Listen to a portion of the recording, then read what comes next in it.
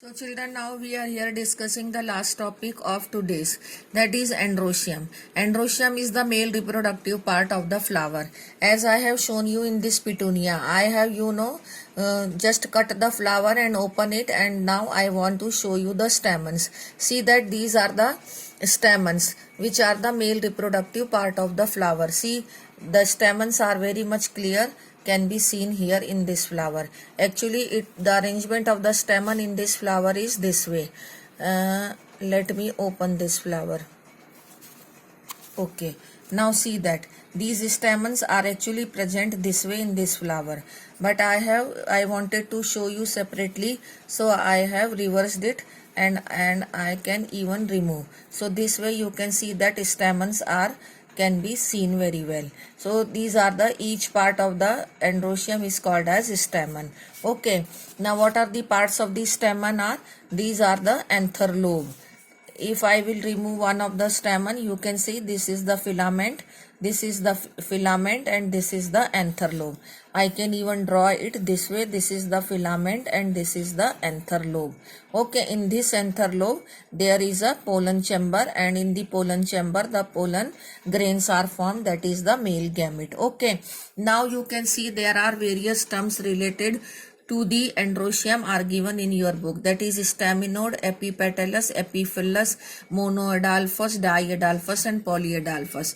I am just defining these, and epiphyllous also. Staminode, a very important term. If the stamens are sterile, then sterile stamens are called as staminode. Okay, this you are to learn as it is. Sterile stamens are called as staminode. Now the epipetalous and epiphyllous, these two conditions are there. In your book diagram is not drawn, but I have drawn the diagram of epipetalous condition. These are the petals and these are the stamens. If the stamens are attached to the petal at the bottom, then this condition is called as epipetalous. It is in China rose and it is in petunia also, as I was showing you.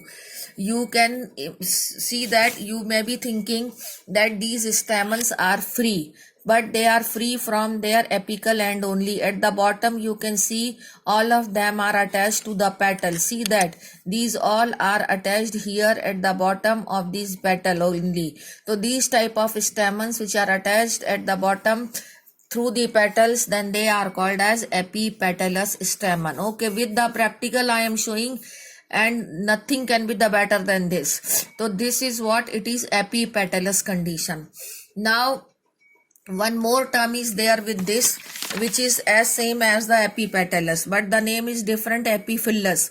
As I gave you the definition of perianth yesterday, perianth means if the sepals and petals are of the same color, then that is called as perianth. पहले तो perianth की definition पता होनी चाहिए, तभी epiphillus की definition clear होगी कि if the perianth is there and the stamens are attached to the perianth, then that condition is called as what? Epiphyllous condition. Okay, epiphyllous condition. epipetalous का इन्होंने एग्जाम्पल यहाँ ब्रिंजल दिया है, और हमने चाइना रोज भी लिया है और पिटूनिया भी लिया है, और brinjal can also be there. और epiphyllous stamens when it is attached to the perianth word you can underline, and its example is what? Lily. Now it comes polyandrous condition and adalphous condition. Polyandrous condition, as again I will show you the flower of petunia, that all these stamens are free, then this condition is called as what? Polyandrous condition. When the stamens are free, then it is called as polyandrous condition. इसी का opposite होता है adalphous condition, कि when the stamens are united. अब वो united in how many groups? If they are united in one group, as you can see here, all these stamens are united in one group. आपको लग रहा होगा कि they are appearing to be free, but they are not free. They are united through this staminal tube. Again, the example of monoadalphous is China rose only.